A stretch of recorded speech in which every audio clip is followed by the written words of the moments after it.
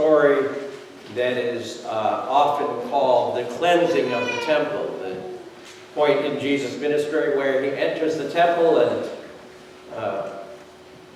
turns over the tables and drives out the money changers and the sellers of animals. And it's a fairly well-known story. One of the kids kind of picked right up on that when I was talking with them about Jesus getting angry. It's really the only time that we know of where Jesus really shows some anger. Certainly makes him more relatable to some of us by this. It's also interesting that this is a story that is told in all four Gospels: Matthew, Mark, Luke, and John. And the interesting thing about John's version, the other three Gospel writers, Matthew, Mark, and Luke, they place this event near the end of Jesus' ministry. In fact, leading right up to Palm Sunday. John, for whatever reasons, places this event at the beginning of Jesus' ministry. He's just turned water into wine at the wedding party, and now he goes into the temple near Passover and cleanses the temple. And one is left to think, well, were there two times when Jesus turned over the tables in the temple, or was there some reason why this is placed at such a different time? But obviously this was a memorable experience in Jesus' ministry. So let's read John's version of the cleansing of the temple. John chapter 2, starting in verse 13.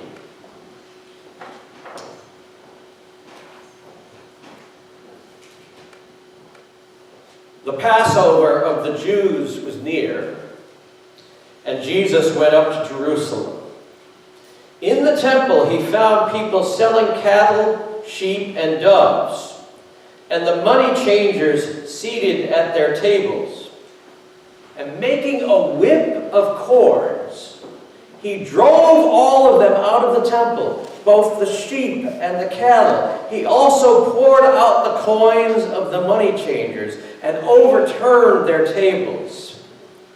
He told those who were selling the doves, "Take these things out of here. Stop making my Father's house a marketplace."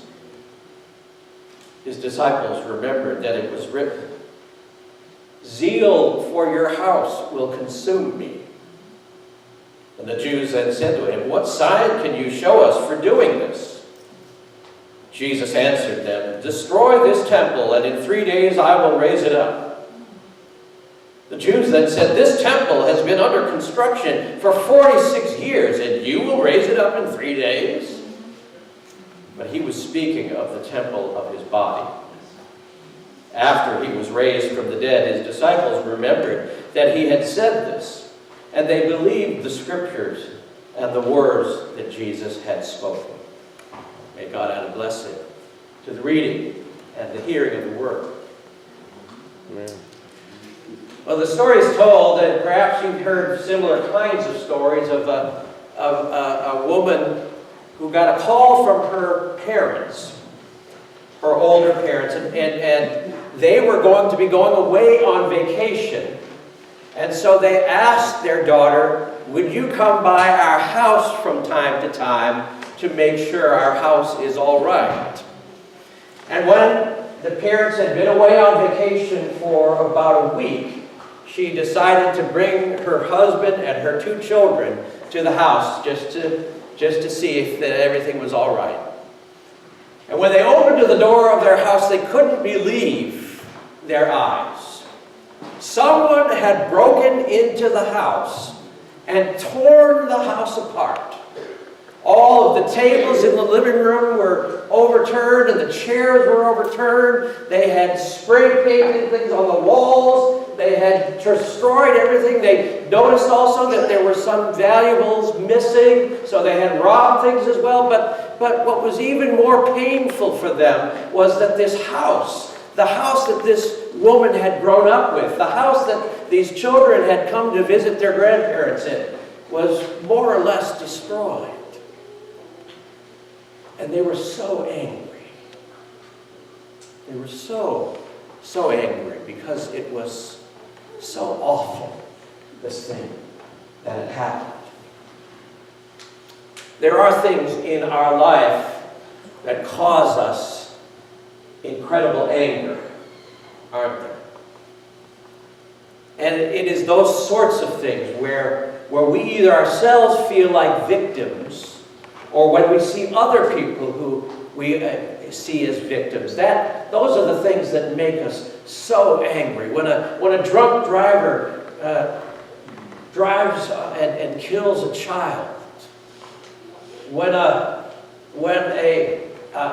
adult abuses a child, and especially when they use their power to abuse a child, when an armed teenager or an armed man enters a school and opens fire on students, we get so angry.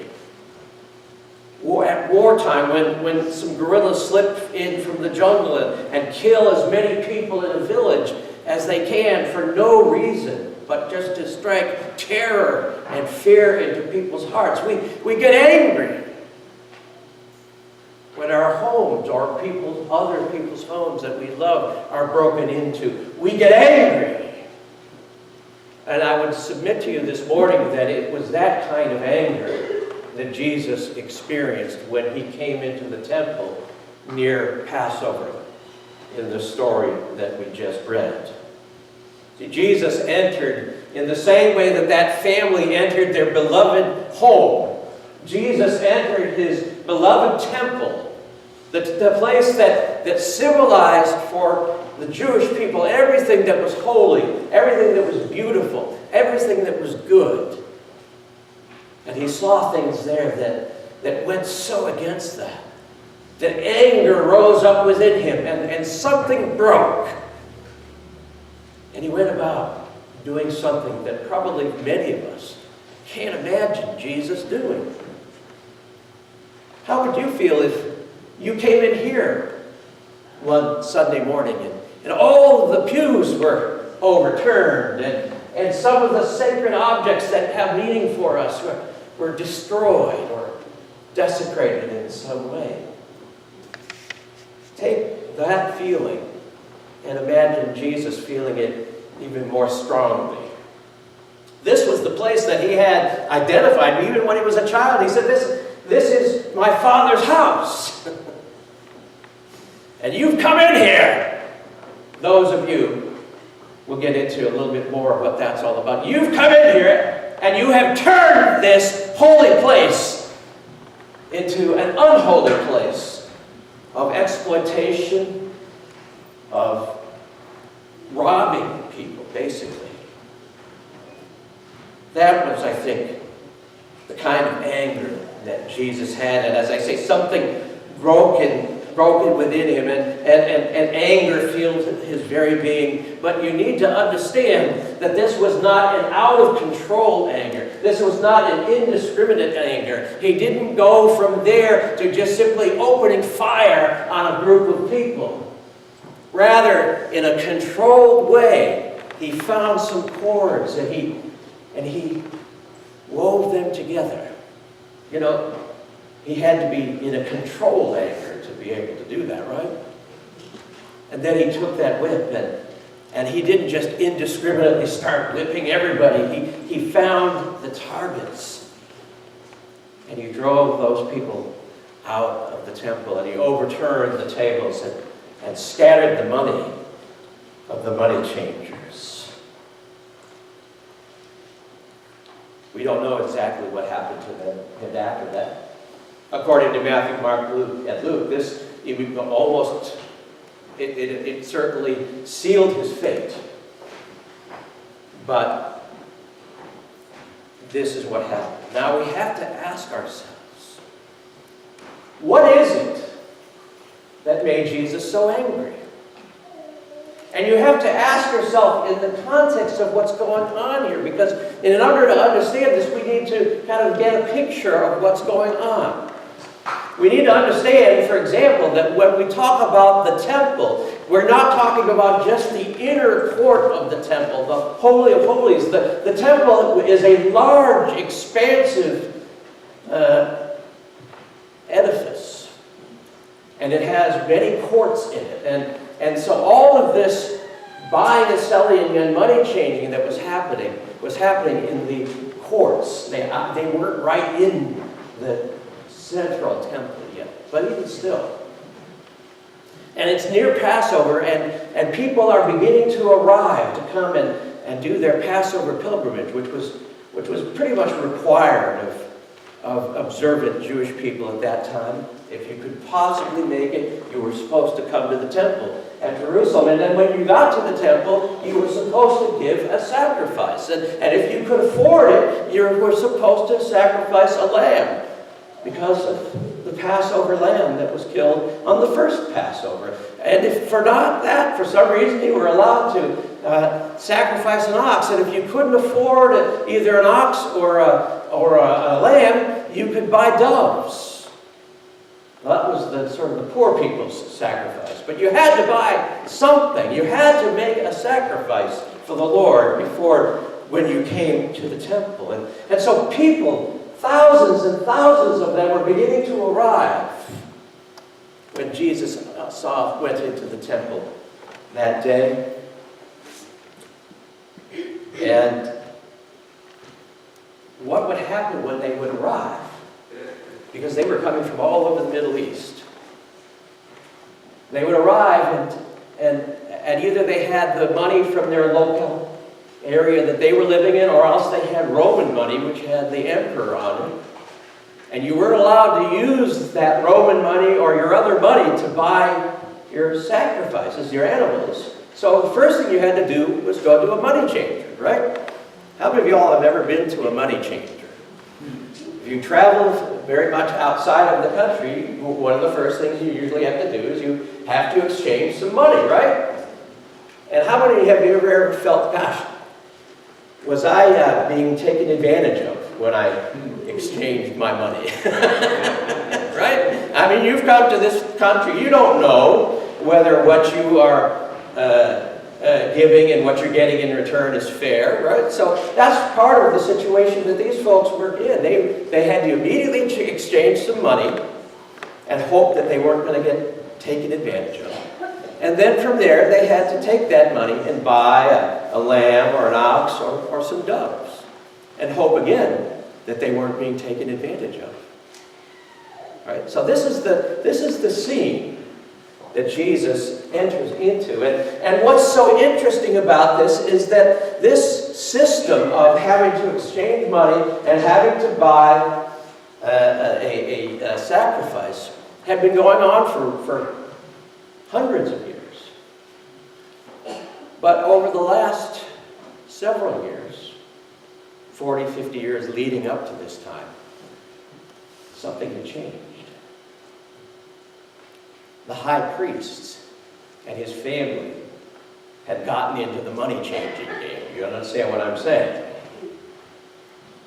They had gotten in league with the Roman government because they wanted in on this action. And so there used to be that as you were walking up the Mount of Olives towards the temple, that there would be independent stands of money changers and independent tables where you could buy your sacrifices and then carry them with you. But when Annas, the high priest, you might remember his name, he is the one who Jesus later on had to encounter, along with his son-in-law Caiaphas and some of the other three sons that he had. They all were in the family business together, because what they had decided was that they were going to shut down all of those independent tables on the Mount of Olives and move every money changer and every animal dealer, sacrifice dealer, into the courts of the temple. Now the courts are huge.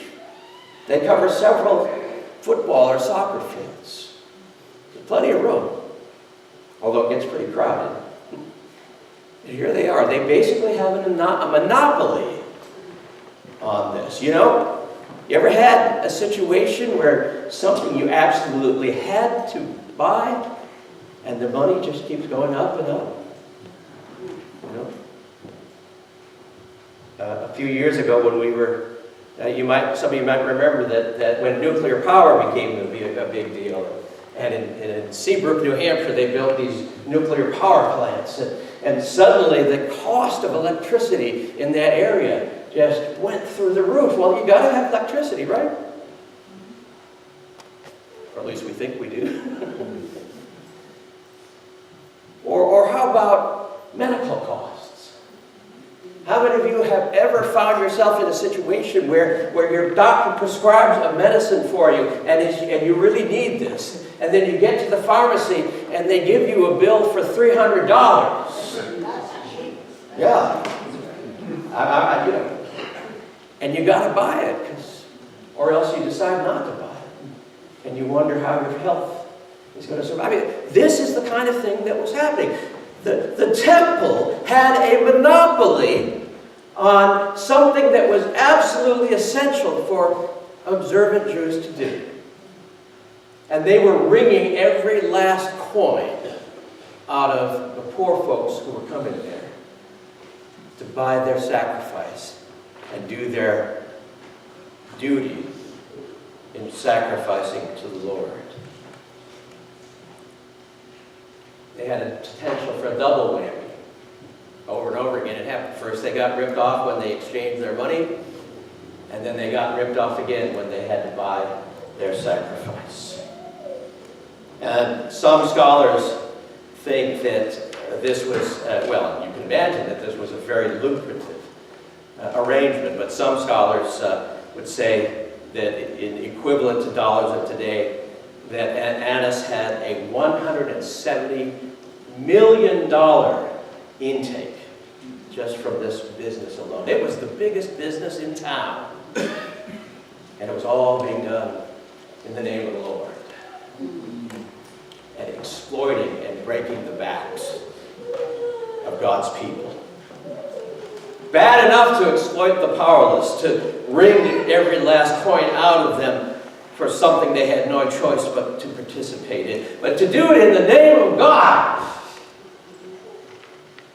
It was this economic exploitation of the vulnerable in the name of God that caused Jesus' anger to boil over that day. It's funny, you know, when I was a kid, and I heard that story the way I was told, it's about just doing bad things in the church. And a lot of times they would say, oh, well, it's like those Catholic churches that have bingo, right? Anybody know what bingo is? Yeah. Well, so we Protestants would say, oh, look at those Catholics over there. They're doing bingo. Jesus, if he were alive, he'd come in there and he'd turn over those tables. And all the little balls would be rolling around. Yeah. Over at the bingo hall at St. Catherine's. It's about much more than bingo, brothers and sisters. It's about exploitation in the name of God. You know, when Jesus became so angry at that situation, we need to understand that this was not a repudiation of the Jewish people or of the temple or those traditions. He wasn't against people being able to make a fair living. But he was against hypocrisy, exploitation of the vulnerable. And when he did this, he was echoing a long-standing theme found throughout the prophets. And so he was really representing the best of Judaism. Jesus was deeply Jewish, shaped by the Torah, committed to teaching in the synagogue. He was not the first Jew to cry out against abusing the temple. Centuries before Jesus, the prophet Micah asked, will God be pleased with thousands of rams, with 10,000 rivers of oil? God has told you, O mortal, what is good, and what does the Lord require of you but to do justice, to love kindness, and to walk humbly with your God.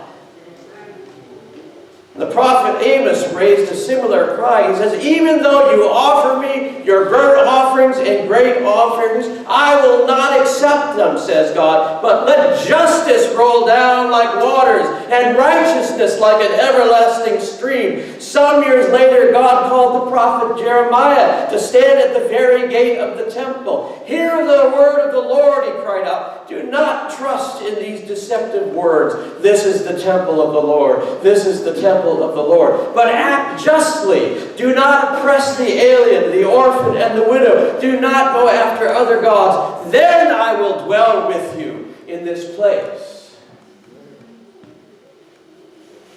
You see, they were trying to get across what Jesus was always trying to get across, that buildings and all of the trappings mean nothing. In fact, they are an insult to God if we don't back it up with helping each other, with taking care of each other, and making sure that the most vulnerable are not exploited and that they're taken care of. And so for him to see this happening in the house of God,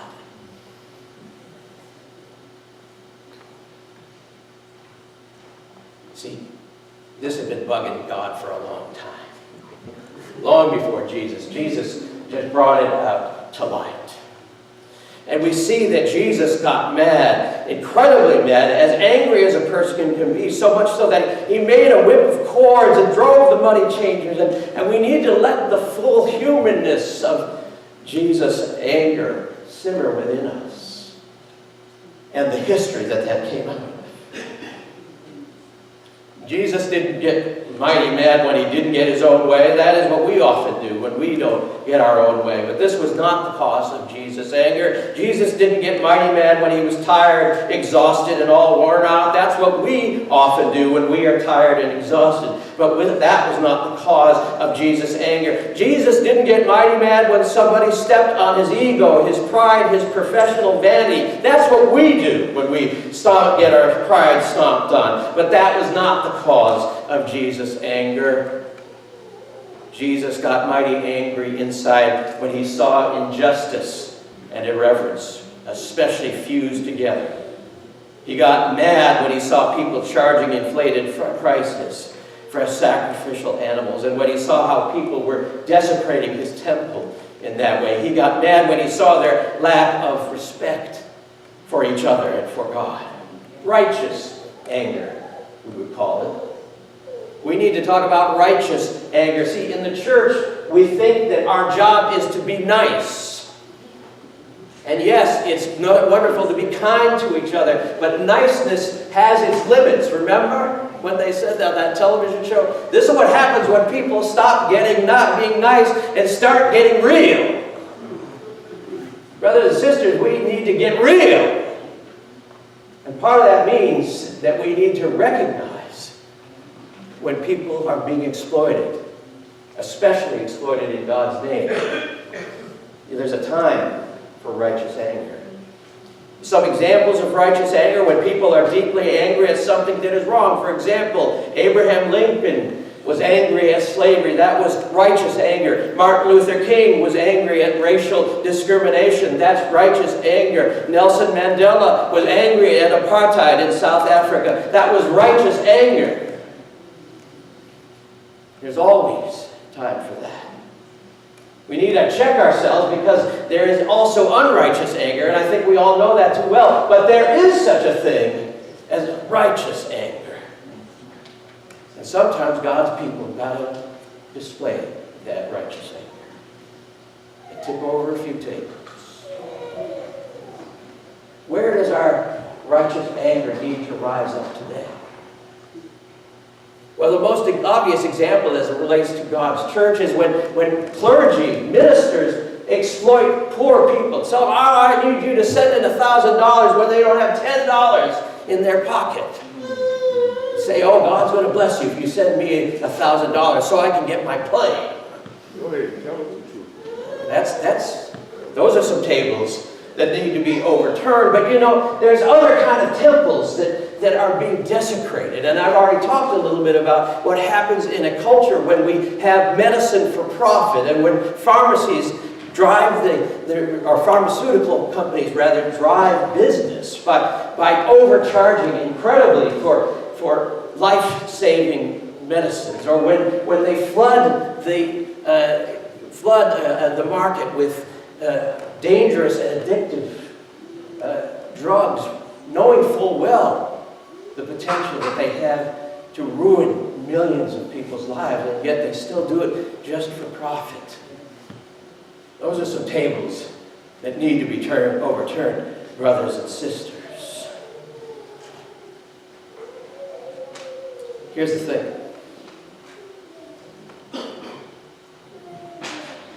It's so easy to get used to things that are unholy. And there were thousands and thousands and thousands of people who came through the temple all through that period of time, and none of them noticed what was going on. For them, they thought it was normal. It was only Jesus who came in there and saw that place with new eyes, and he said, "This is wrong.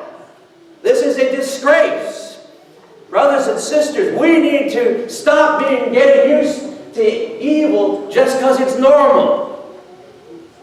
There's evil all over the world. There's evil in our hearts, but we better not get used to it. We better look at things with the eyes of Jesus and say, no, we cannot continue to allow this, even though it has become standard practice. We've got to turn over the tables, whether it's in our hearts, in our churches, or in the world around us. Don't get used to the unholy happening even in holy places.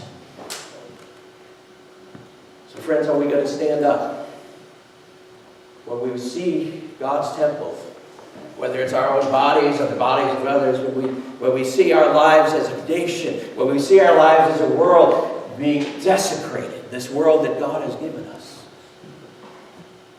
Are we going to stand up like Jesus in righteous anger? Or are we going to be nice and just keep playing bingo? Amen.